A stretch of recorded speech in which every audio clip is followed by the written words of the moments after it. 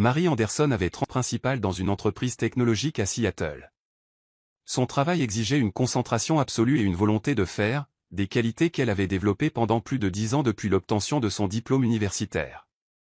Elle n'était pas née dans une famille riche, mais elle avait grandi en croyant que si elle voulait être respectée, elle devrait travailler 2 fois plus dur que tout le monde. Elle avait passé des nuits blanches à étudier dans une minuscule chambre de location juste pour obtenir une bourse complète. Elle avait dû choisir entre acheter des manuels scolaires ou dîner. Mais à la fin, tous ses efforts lui avaient valu une position solide à un âge où beaucoup cherchaient encore leur voie. Au travail, c'était à elle que son patron confiait les projets à enjeux élevés. Ses collègues respectaient sa détermination et sa résilience. Son équipe l'appelait « Marie d'acier ». Non pas parce qu'elle était froide, mais parce qu'elle était claire, juste et ne laissait jamais les émotions interférer avec le travail. Mais sous cette carapace robuste, elle savait qu'elle n'était encore qu'une femme qui voulait être aimée, choyée et avoir la main de quelqu'un à tenir après une longue et épuisante journée. Elle avait eu quelques relations par le passé, mais elles s'étaient toutes terminées rapidement. En partie parce qu'elle était toujours occupée, et en partie parce que certains hommes ne supportaient pas de sortir avec quelqu'un ayant un revenu ou un statut plus élevé. L'un d'eux lui avait même dit en face, « Tu me donnes l'impression d'être moins un homme ». Elle en avait ri, mais cette nuit-là, elle était restée longtemps assise devant le miroir. Elle ne savait pas ce qu'elle faisait de mal. Puis, un soir de début de printemps, alors que la pluie froide de Seattle tombait encore, sa proche amie Naomi l'invita à la fête d'anniversaire de son mari. Marie ne voulait pas y aller. Elle était épuisée par des réunions successives. Et se mêler à une foule d'inconnus n'avait jamais été son truc. Mais Naomi l'avait supplié. « S'il te plaît, juste 1 heure. Tu es ma demoiselle d'honneur. Ne dis pas non comme ça. » Marie accepta à contre-cœur. Et c'est là qu'elle rencontra Jacob. Il n'était pas le genre d'homme qui séduisait au premier regard. Il ne se faisait pas remarquer, ne parlait pas beaucoup et n'essayait pas d'impressionner. Mais son sourire, doux et sincère, la mettait étrangement à l'aise. « Tu es Marie, n'est-ce pas ?» demanda-t-il en s'approchant alors qu'elle se tenait seule avec un verre de vin, le regard perdu au loin. Elle hocha légèrement la tête. « Comment le sais-tu ? » Naomi m'a dit que si je voyais une belle femme seule, avec l'air de regretter d'être venue, ce serait sans aucun doute toi. Marie éclata de rire pour la première fois depuis des semaines. Ils parlèrent toute la nuit. La conversation était fluide, honnête et directe. Il travaillait dans le conseil en ressources humaines, avait son âge et avait également connu quelques relations ratées. Ils partagèrent leurs perspectives de vie, se racontèrent des anecdotes et finirent par échanger leurs numéros. Elle n'y pensa pas plus que ça à ce moment-là. Elle se sentait juste légère. Puis Jacob commença à la contacter, lui envoyant des messages le matin, prenant de ses nouvelles après ses longues réunions, lui envoyant des vidéos de chiens mignons, juste parce qu'il savait qu'elle avait eu un Golden Retriever quand elle était petite. Elle commença à attendre ses messages avec impatience. Et après 2 mois à apprendre à se connaître, il lui dit qu'il voulait quelque chose de sérieux. Marie ne croyait pas au conte de fées, mais quand Jacob dit « Peu m'importe que tu aies plus de succès, que tu gagnes plus d'argent ou que tu rentres tard du travail. J'ai juste besoin de savoir si tu es heureuse avec moi. » Son cœur s'emballa d'une manière très réelle. Elle dit oui. Et 1 an plus tard, ils se marièrent. Elle pensait que le bonheur l'avait enfin trouvé. Mais elle avait tort. Tellement tort. Leur mariage fut simple et chaleureux, célébré dans un petit jardin au nord de Seattle, où ils avaient eu leur premier rendez-vous sous la pluie fine de mars. Ce n'était pas glamour comme dans les rêves. Mais pour elle, ce moment suffisait, car l'homme à ses côtés lui avait tenu la main pendant certains des jours les plus difficiles de la vie. Les parents de Jacob, Jonathan et Victoria, la surprirent d'abord par leur ouverture d'esprit et leur gentillesse. Victoria lui offrit un châle tricoté à la main, en disant « Juste un petit cadeau pour une belle fille qui travaille dans un bureau. On a vite froid. » Jonathan plaisantait avec Jacob devant elle, disant « Le garçon a de la chance d'épouser une femme aussi intelligente et forte. » Elle riait beaucoup lors de ses dîners de famille. Elle pensa même qu'elle avait peut-être vraiment eu de la chance. Après le mariage, Jacob emménagea dans son appartement de 2 chambres en ville, proche du travail, près d'un parc et à seulement 15 minutes en voiture de son bureau. La vie conjugale semblait paisible au début. Ils se partageaient les tâches ménagères, cuisinaient ensemble le week-end, et chaque soir avant de dormir, Jacob posait une main sur son front et murmurait « Bonne nuit, ma femme ». Puis, un soir d'octobre, juste après son retour d'une réunion avec un client à Portland, Jacob dit lentement « Il y a quelque chose dont je veux te parler. » Mes parents. Elle s'assit sur le canapé et retira ses talons, les pieds endoloris par la journée. Que se passe-t-il? La santé de mes parents n'est pas très bonne. Papa a de l'hypertension et maman devient oublieuse. Je suis vraiment inquiet. Elle hocha la tête. Oui, je comprends, mais nous n'habitons pas vraiment près. Jacob fit une pause, puis dit quelque chose qui la figea. Je veux que nous emménagions avec eux, ou du moins que nous transformions leur vieille maison en duplex. Elle leva les yeux. Tu veux dire emménager complètement, ou juste vivre à proximité? En faire un duplex. Leur maison est grande, a un jardin et des fondations solides. Si nous rénovons, nous aurions notre propre espace tout en étant assez proches pour prendre soin d'eux. J'ai déjà parlé à un ami dans la construction. Cela coûterait environ 100 000 $. Elle laissa échapper une respiration plus longue que prévu. Ce n'était pas par égoïsme. Elle comprenait que les enfants avaient des responsabilités, mais l'idée d'abandonner leur vie indépendante pour vivre juste à côté de ses beaux-parents, même avec un mur entre eux, la mettait mal à l'aise. Jacob le vit. Je sais ce que tu penses, mais je te promets que personne ne s'attend à ce que tu joues le rôle de la belle-fille traditionnelle. Mes parents sont faciles à vivre. Ils t'aiment vraiment. Elle ne répondit pas tout de suite. Elle demanda du temps pour réfléchir. Et pendant la semaine suivante, elle porta cette question comme un petit caillou dans sa chaussure. À peine perceptible, mais impossible à ignorer. Finalement, un vendredi soir après un dîner avec ses parents, elle dit oui. Les yeux de Victoria s'emplirent de larmes. Merci, Marie. Je sais que ce n'est pas facile pour toi. Marie sourit, mais quelque chose en elle se serra, doux et sans nom. Quelques semaines plus tard, Marie et Jacob commencèrent à travailler avec l'équipe de construction qu'ils connaissaient. Ils conçurent 2 espaces de vie séparés reliés par un couloir commun avec une porte verrouillable. De l'extérieur, cela ressemblait à une maison de ville. À l'intérieur, c'étaient 2 mondes différents. Jacob était excité, choisissant les carreaux, les couleurs des murs et les plans du jardin. Marie, en revanche, commença à sentir qu'elle s'engageait dans un projet sur lequel elle n'avait pas entièrement le contrôle. Elle était incluse dans les conversations, mais les grandes décisions comme contracter des prêts ou sélectionner les matériaux semblaient venir davantage de lui et de ses parents. Un soir, alors qu'elle examinait le budget détaillé, elle demanda « Chérie, comment allons-nous répartir les 100 000 $ de coûts entre les 2 côtés ?» Jacob parut un peu décontenancé. « Que veux-tu dire ? Je veux juste connaître la répartition. Combien payons-nous, et combien paient tes parents ?» Jacob resta silencieux. Une longue, très longue pause passa avant qu'il ne parle doucement. J'espérais que tu pourrais avancer l'argent pour le moment. Mes parents traversent quelques difficultés financières. Elle se redressa. Tu es en train de dire que je couvre tout? Il lui prit la main. Pas tout. Juste une aide pour l'instant. Je te rembourserai avec le temps. Elle ne dit plus rien, mais à l'intérieur d'elle, une porte s'entr'ouvrit doucement, et derrière, il n'y avait pas de lumière. Elle ne réalisait pas encore que cette porte l'amènerait à une vérité. Une vérité qui ferait voler en éclats tout ce qu'elle croyait sur le mot « famille ». Un soir de week-end, alors que les plans de rénovation étaient presque finalisés et que les ouvriers avaient commencé à poser les fondations, elle décida de s'asseoir avec Jacob pour examiner plus clairement les finances. Jusqu'à ce point, elle avait avancé la quasi-totalité des coûts initiaux, les frais de conception, les acomptes de construction et les avances sur les matériaux. Elle n'était pas du genre à compter ses sous, mais elle n'aimait pas non plus être tenue dans l'ignorance. « Jacob, peux-tu me montrer les coûts totaux et la répartition du budget? J'ai besoin de suivre tout ce que je paie. » Il la regarda et se gratta la tête. « Oui, je vais vérifier. Mais Marie, il y a quelque chose que je devrais probablement te dire d'abord. » Elle leva les yeux, son cœur ralentissant comme si elle venait d'entrer dans un courant d'air froid. « Mes parents, ils ont en fait des dettes, dit-il lentement. Ce n'est pas énorme, mais c'est significatif. Combien?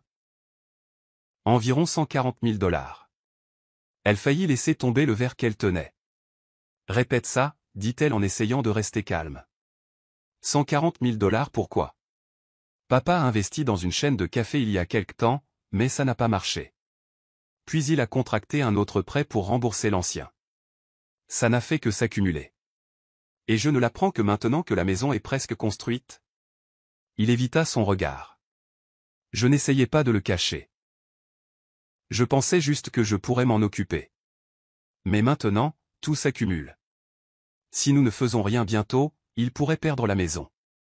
Elle resta silencieuse, une avalanche de chiffres et de « et si » l'assaillit. Elle avait déjà dépensé près de 85 000 $ pour la rénovation. Et maintenant, cette dette. Elle était allée trop loin pour reculer. « Que veux-tu que je fasse » demanda-t-elle, sa voix baissant. Jacob lui prit la main. « Je sais que c'est une grosse demande, mais peux-tu aider mes parents? Tu es la seule qui puisse les sauver en ce moment. Et toi? Je te rembourserai. Je le promets. » Elle esquissa un léger sourire. Non pas parce qu'elle était heureuse, mais parce qu'à cet instant, elle réalisa qu'elle n'était pas seulement une épouse. Elle était traitée comme une solution financière. Mais elle aimait toujours Jacob. Ou elle pensait l'aimer. Et donc, elle dit oui. Elle retira 70 000 $ de ses économies et les transféra pour couvrir la majeure partie de la dette de ses parents. Le reste, elle le programma en versement mensuel de 5 000 $. Chaque paiement était documenté avec des reçus et des relevés de transactions. Victoria l'appela en pleurant pour la remercier. Jonathan lui envoya même une lettre manuscrite, la qualifiant de « bénédiction que cette famille a la chance d'avoir ». Elle y croyait autrefois. Mais avec le temps, de petites choses commencèrent à lui paraître étranges. Jacob cessa de contribuer financièrement. Le « je te rembourserai » ne se concrétisa jamais. Chaque fois qu'elle en parlait, il y avait une excuse, un chèque de paie retardé, des fonds bloqués dans un projet. Quand elle demanda à voir sa fiche de paie pour réorganiser leur budget, il s'emporta. « Tu ne me fais pas confiance? Pourquoi est-ce que ça revient toujours à l'argent, Marie ?»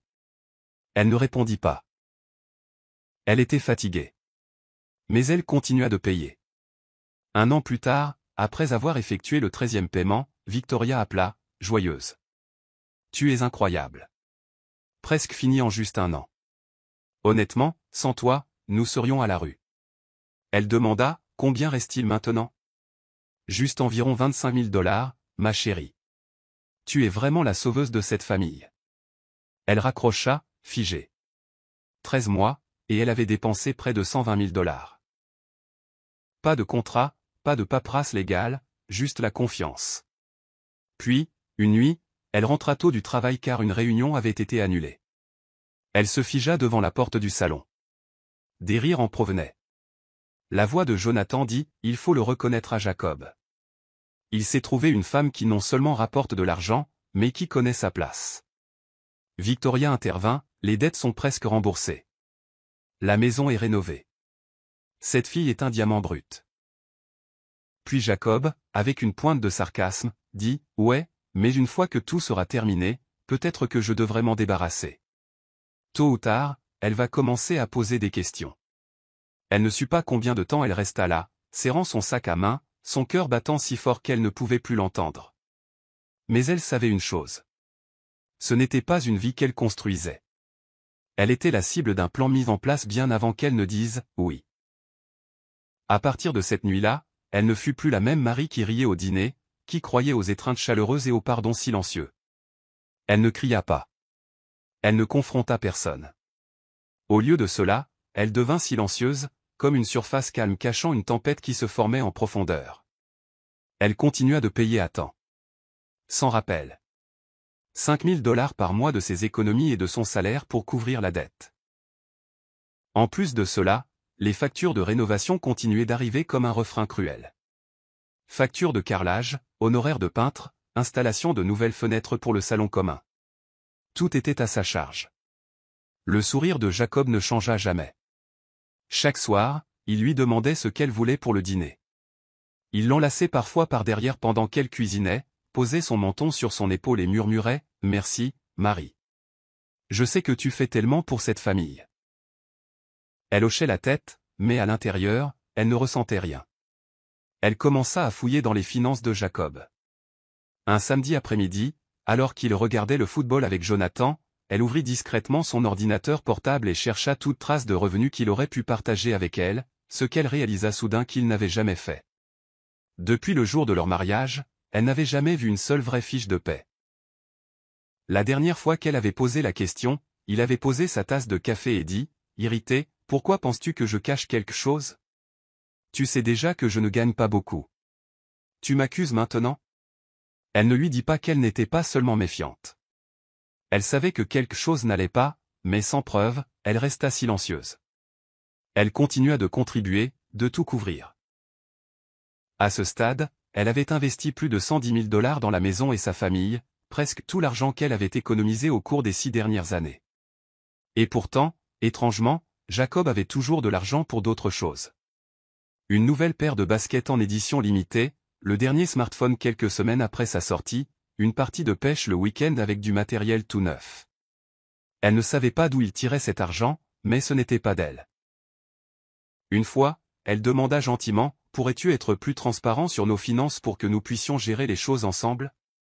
Parce qu'en ce moment, je couvre tout. » Jacob fit une pause de quelques secondes, puis dit, « Tu le fais parce que tu es doué pour ça, pas parce que je te l'ai demandé.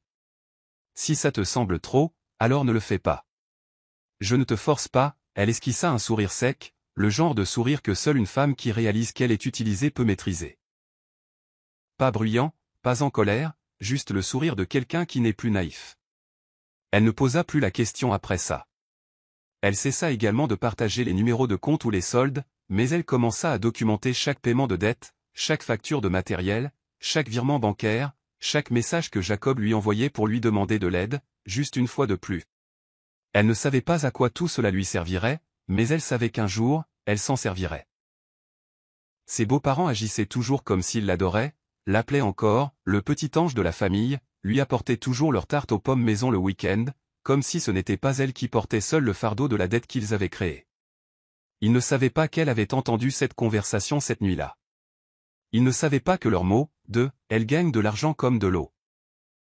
Ah, une fois la maison terminée, il sera facile de s'en débarrasser, résonnait dans sa tête chaque fois qu'elle ouvrait son portefeuille. Jacob pensait toujours qu'elle croyait en lui, et elle le laissait penser, car elle avait appris qu'une femme forte n'a pas besoin de crier pour prouver son pouvoir. Parfois, le silence est le fondement d'une contre-attaque parfaitement calculée. Elle ne savait pas exactement quand cela se terminerait, mais elle savait une chose. La prochaine fois qu'elle dépenserait de l'argent, ce ne serait pas pour rembourser une dette, ce serait pour racheter sa liberté. Un mercredi après-midi pluvieux, typique de Seattle, elle sortit d'une réunion imprévue avec des partenaires coréens et rentra chez elle 3 heures plus tôt que prévu. Elle pensa passer par sa boulangerie préférée pour des biscuits au marron, puis rentrer et préparer le dîner pour Jacob. Une chose qu'elle n'avait pas faite depuis un moment à cause du travail. En tournant dans leur rue, elle remarqua le SUV argenté de Jonathan déjà garé dans le garage. Étrange, car ce n'était pas dimanche. Il ne venait généralement que le dimanche. Elle ouvrit doucement la porte, laissant la lumière du couloir éteinte. Des gouttes de pluie tombaient de ses cheveux, mais elle ne le remarqua pas. Des rires et des voix flottaient depuis le salon. Cette fille est une vraie mine d'or, Jacob. La voix de Victoria résonna, tranchante comme du verre brisé.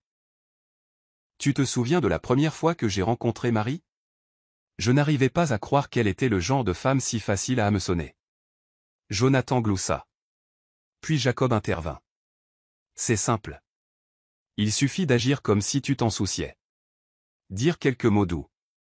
Les femmes comme elle, dures en apparence, mais toujours en quête d'amour au fond d'elles. J'ai raison?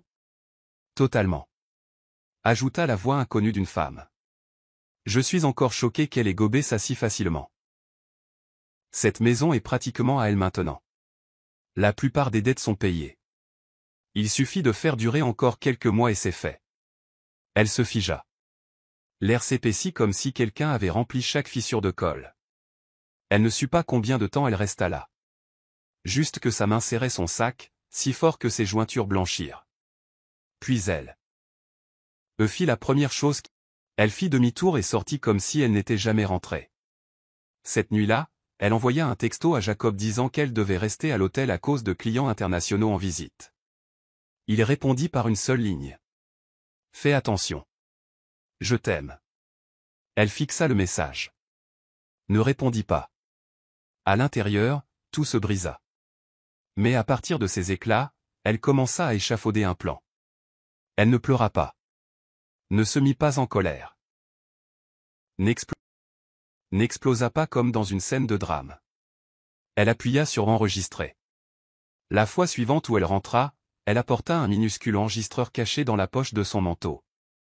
Elle se comporta comme si elle était fatiguée, absorbée par le travail, comme si elle n'avait pas remarqué que le dîner de ce soir-là incluait une nouvelle femme. Présentée comme une associée, elle sourit, versa du vin, fit la conversation. Mais à l'intérieur, elle capturait chaque regard, chaque faux sourire.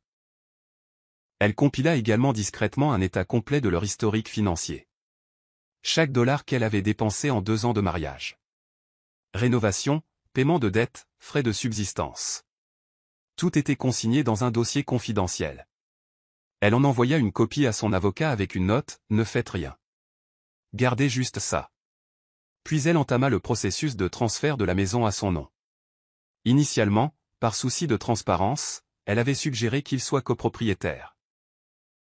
Mais maintenant, elle fit gérer le transfert de la part de Jacob à son nom sous prétexte d'optimisation fiscale. Il signa sans y penser à 2 fois.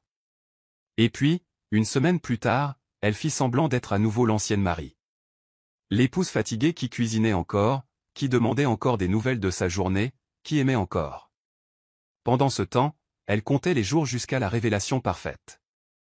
Il n'avait aucune idée qu'elle avait discrètement demandé le divorce. Aucune idée qu'elle avait racheté le reste de la dette à des conditions spéciales, faisant d'elle leur nouvelle créancière. Aucune idée que la fille au cœur tendre qu'il prévoyait de jeter tenait maintenant toutes les cartes. Et quand le moment viendrait d'exposer la vérité, elle ne crierait pas.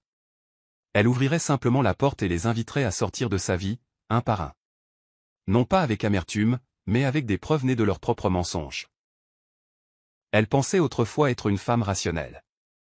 Intelligente, posée, à l'abri des dommages émotionnels. Mais quand votre cœur est manipulé si subtilement, vous apprenez que les blessures les plus profondes ne sont pas causées par la force brute. Elles proviennent de petites coupures répétées silencieusement chaque jour. Elle continua de jouer son rôle. L'épouse dévouée, la belle-fille idéale. Elle continua de sourire quand Jacob l'enlaçait par derrière. Continua d'hocher la tête quand sa belle-mère l'appelait la fierté de la famille. Elle augmenta même les mensualités pour rembourser leurs dettes plus rapidement. Juste pour qu'ils croient qu'elle leur faisait toujours confiance. Ils ne réalisaient pas que c'étaient les derniers dollars qu'elle leur donnerait jamais. Non par amour, mais par mépris. Soigneusement enveloppée dans le calme. Au 18e mois de ses paiements réguliers, elle appela la banque qui détenait la majeure partie de la dette de Jonathan et Victoria. En tant que garante initiale, elle offrit de régler le solde restant en une seule fois en échange de la cession totale de la créance à son nom. Cela ne prit pas longtemps. Ils acceptèrent avec joie. À partir de ce moment, elle, Marie Anderson, était officiellement la détentrice du titre de créance de ses beaux-parents. Une semaine plus tard, Marie finalisa les documents pour transférer la pleine propriété de la maison rénovée, où toute la famille vivait désormais, à son nom. Jacob ne posa aucune question quand elle lui dit que c'était pour une nouvelle procédure fiscale de l'État. Il signa les documents avec un demi-sourire et un regard distrait. Elle se souvint si clairement de ce moment. Une seule phrase résonnait dans son esprit. « Merci, Jacob. Tu viens de me donner la clé pour mettre fin à tout ça. » Discrètement, elle commença à travailler avec son avocat personnel, demandant le divorce dans le comté de King, avec chaque détail gardé strictement confidentiel.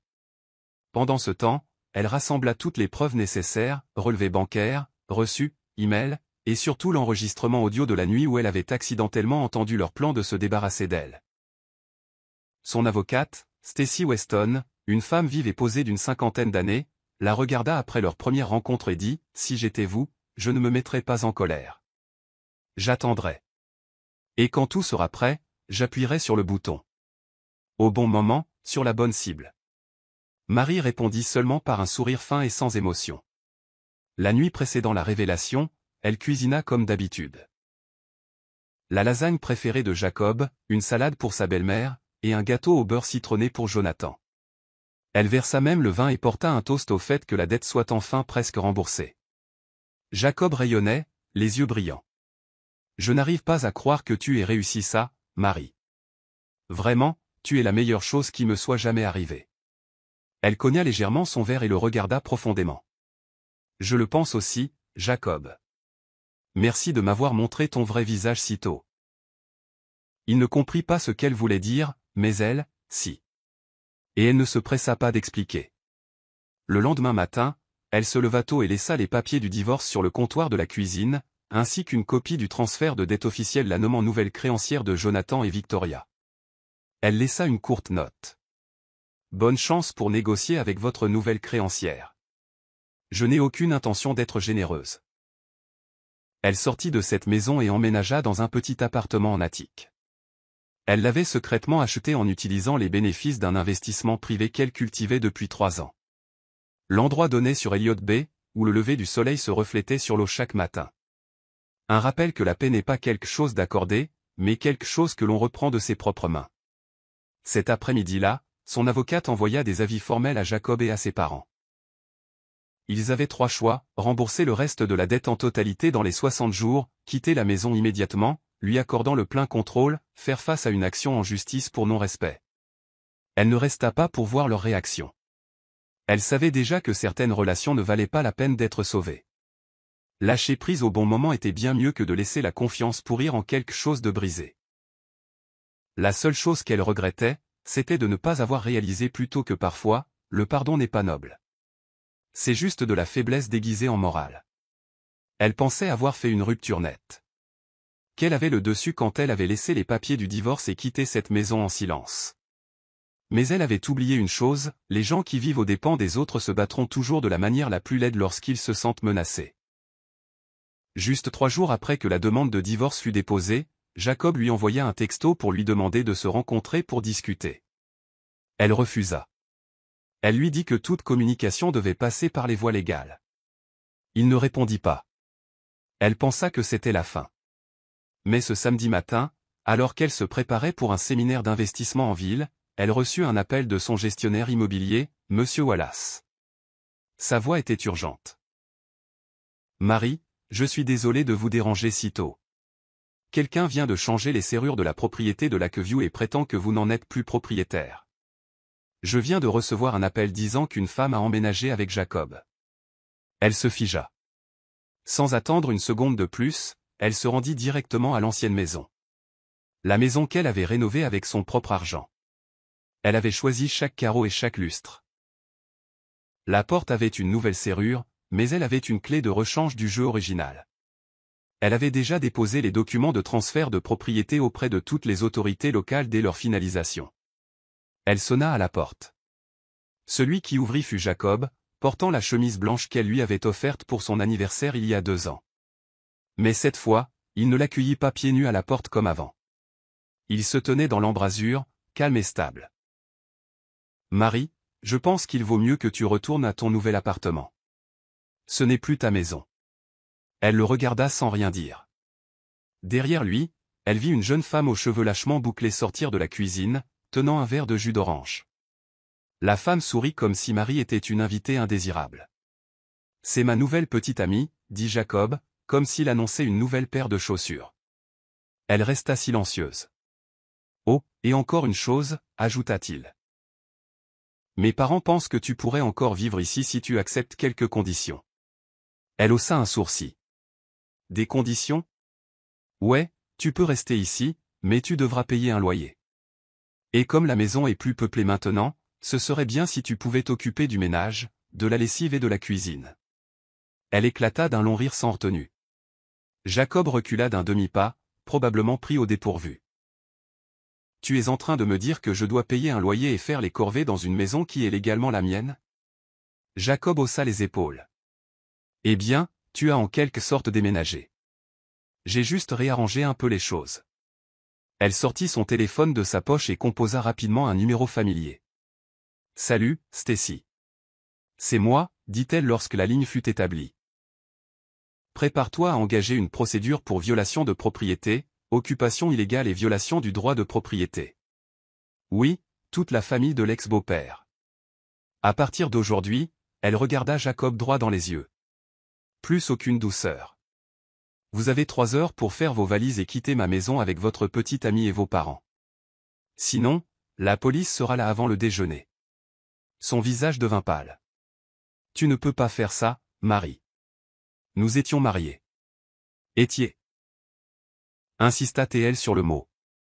Et c'est toi qui as mis fin à ça, dit-elle.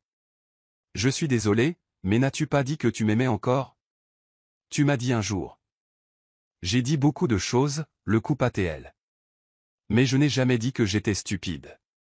Elle se retourna et se dirigea vers le portail, se sentant plus légère qu'elle ne l'avait été en 2 ans. C'était comme poser un poids de 50 kilos. Jacob ne la suivit pas. Il savait que c'était fini et elle savait que ce n'était pas de la vengeance. C'était la justice. Et dans un monde où les femmes comme elle étaient étiquetées, trop fortes pour être aimées, ce n'était pas seulement une déclaration à Jacob, mais à tous ceux qui avaient jamais pensé que son indépendance était quelque chose à exploiter. 3 jours après cette confrontation à l'ancienne maison, son avocate envoya personnellement une lettre de mise en demeure formelle à Jacob et à sa famille. Elle énonçait clairement 3 points, la propriété de Lakeview était légalement à son nom, entièrement enregistrée auprès des services de la propriété du comté de King. Il l'occupait illégalement. Et s'il ne quittait pas les lieux dans les 7 jours, elle engagerait une action civile en expulsion. La dette restante, plus de 60 000 $, n'avait pas été remboursée. Elle n'avait été que différée en raison de négociations bancaires. À partir de ce moment, Jonathan et Victoria étaient entièrement responsables en tant qu'emprunteurs originaux. Stacy joignit tous les documents nécessaires, relevés bancaires, garanties financières, contrats de transfert de dette et preuves à l'appui. Chaque détail était couvert. Cet après-midi-là, Jacob l'appela 5 fois. Elle ne répondit pas. Il envoya un texto, « Je sais que tu es en colère, mais nous pouvons régler ça sans en faire une guerre. » Elle répondit par une seule ligne. « Que votre avocat parle au mien. » Elle engagea également une action civile contre Jacob et sa petite amie. La femme qu'elle avait vue dans sa cuisine ce jour-là. Les chefs d'accusation étaient l'adultère et la violation de l'éthique conjugale. Dans l'État de Washington, l'adultère n'affecte pas directement les décisions de divorce, mais s'il y a un préjudice financier et des preuves solides, la partie coupable peut toujours être tenue pour responsable en vertu du droit civil, y compris pour une pension alimentaire. Elle avait tout, enregistrement, photos, textos, et même une déclaration d'un livreur qui avait vu la femme aller et venir pendant son absence. Stacy déposa une demande d'indemnisation de 75 000 $. Cela incluait le préjudice moral, les dommages aux biens personnels et les frais de justice, mais ça ne s'arrêta pas là. Elle demanda également le recouvrement des 60 000 $ qu'elle avait payés pendant les rénovations et les remboursements de dettes. Elle inclut les reçus de virement et une reconnaissance de dette manuscrite que Jacob l'avait supplié de signer lorsqu'il avait demandé de l'aide pour la première fois. Ils étaient acculés. Ce qui n'était qu'une couverture lâche était maintenant un tableau complet, peint de trahison et couvert de faux sourires. Jacob se présenta finalement à la première médiation. Finit son assurance suffisante. Il avait l'air fatigué, pâle et tendu. Il la regarda et dit doucement, « Je sais que j'ai tout gâché, mais Marie, si tu pousses ça, je vais tout perdre. » Elle répondit froidement, « Tu as tout misé. Au moment où tu m'as trahi, la perte n'était pas de mon fait. C'était du tien. » Sa petite amie ne se présenta pas à l'audience, mais par l'intermédiaire de son avocat, elle envoya une offre de règlement. Elle était prête à payer une partie des dommages si son nom restait confidentiel au tribunal. Marie accepta, non pas parce qu'elle lui pardonnait, mais parce qu'elle savait que le coup le plus fort ne vient pas des cris. Il vient en silence. Et elle n'avait pas fini de jouer sa partie finale. Quant à ses ex-beaux-parents, après avoir reçu la lettre de mise en demeure, ils l'appelèrent en larmes. Ils plaidèrent et se firent passer pour des victimes. Jonathan suffoqua, « Marie, tu as été notre belle-fille. Veux-tu vraiment détruire cette famille? » Elle le coupa. Sa voix était calme. « Je ne détruis rien. Votre famille a juste supposé que je ne savais pas me défendre. Maintenant, je reprends simplement ce qui m'appartient de droit. » Ils se turent. Elle connaissait les gens comme eux. Ceux qui n'admettent jamais leur tort. N'apprennent que par la perte. Mais elle n'attendait pas qu'il change. Elle n'en avait pas besoin. Sa vie était déjà passée à un nouveau chapitre. Un chapitre où elle tenait le volant, et personne ne pourrait le lui prendre à nouveau. Jacob et tous les siens n'étaient plus que des personnages secondaires dans une histoire qu'elle avait déjà retirée de sa vie. Elle n'aurait jamais pensé signer des papiers pour vendre la maison qui lui avait autrefois semblé être son foyer. L'endroit où elle avait investi tant de temps, d'argent et d'émotions. Mais elle avait enfin compris, aussi belle qu'une maison puisse être, ce ne sont que 4 murs si tout ce qu'elle contient, ce sont des mensonges et de la manipulation. La propriété de Lakeview fut réévaluée après les rénovations. Avec le marché immobilier en plein essor, elle reçut une offre juste un mois après sa mise en vente. Un jeune couple offrit 200 000 $. Exactement ce qu'elle avait espéré. Ils adoraient la disposition en double espace, en particulier la cuisine qu'elle avait entièrement redessinée. Après déduction des coûts de rénovation et de son investissement personnel, elle repartit avec un bénéfice net de plus de 40 000 $. Pas une somme énorme, compte tenu du temps et de la douleur que cela lui avait coûté, mais plus que suffisant pour marquer un nouveau départ. Un départ libéré des vieux souvenirs. Lors de la médiation de divorce, le tribunal approuva sa demande d'indemnisation à titre de pension alimentaire. Jacob fut condamné à payer 35 000 $ sur 12 mois. La petite amie, même si elle tenta de minimiser son rôle, dut payer 150 $ pour que son nom ne soit pas mentionné dans les archives publiques du tribunal. La famille de Jonathan, sous la pression légale, remboursa les 60 000 $ qu'elle avait couverts. Non pas parce qu'il le voulait, mais parce qu'il ne voulait pas être poursuivi pour rupture d'accord financier signé. Au total, Marie récupéra plus de 150 000 $ entre la vente de la maison et les règlements. Mais la chose la plus précieuse qu'elle gagna ne se mesurait pas en dollars. Après la tempête, elle commença à prendre l'investissement au sérieux. Elle pensait autrefois que l'épargne suffisait. Maintenant, elle savait que les femmes modernes avaient besoin de plus qu'un simple revenu stable. Elles avaient besoin d'esprit financier aiguisé. Elle s'inscrivit à un cours de gestion de patrimoine personnel, engagea un conseiller indépendant et apprit à lire les marchés. Non pas avec émotion, mais avec des données. Lentement, la douleur perdit son emprise sur elle. Elle réalisa qu'elle pouvait façonner un avenir meilleur par elle-même, sans béquille, sans avoir besoin d'amour pour se sentir complète. Un après-midi d'automne, elle se tenait sur le balcon de son nouvel appartement, surplombant le front de mer de Seattle. Le coucher de soleil déversait un miel doré dans le ciel, et cela la frappa. Elle vivait la vie dont l'ancienne Marie avait autrefois rêvé, mais qu'elle n'avait jamais cru mériter. Elle n'avait plus de contact avec Jacob. Elle ne se souciait pas de savoir si lui et cette femme étaient toujours ensemble. Ce n'était plus son histoire. Elle avait fermé ce livre, non pas en le déchirant, non pas en le niant, mais en le laissant exactement là où il devait être, dans le passé. Ses parents, qui ne comprenaient pas pourquoi elle avait choisi quelqu'un comme Jacob, étaient maintenant plus proches d'elle que jamais. Ils n'ont jamais dit « tu avais raison ». Mais le regard dans les yeux de sa mère lorsqu'elle visita son nouvel appartement en disait assez. Son père, toujours du genre silencieux, lui tapota juste l'épaule et dit « je suis fier de toi ». Elle sourit. Elle n'avait pas besoin des mots. Elle savait déjà qu'elle n'était plus la même Marie. Elle était Marie, la femme autrefois considérée comme facile à utiliser parce qu'elle aimait trop fort. Mais maintenant, elle s'aimait plus que quiconque ne pourrait jamais l'aimer. Elle n'avait pas fermé la porte au monde, mais elle choisissait soigneusement qui elle laissait entrer, non par peur, mais parce qu'elle avait appris que tous ceux qui s'approchent ne sont pas là pour vous élever. Certains sont juste là pour prendre ce qu'ils peuvent. Et si quelqu'un lui demandait si elle regrettait d'avoir aimé Jacob, elle dirait non, car sans lui, elle n'aurait pas appris où se trouvaient ses limites. Elle n'aurait pas su jusqu'où elle pouvait aller une fois qu'elle avait lâché prise.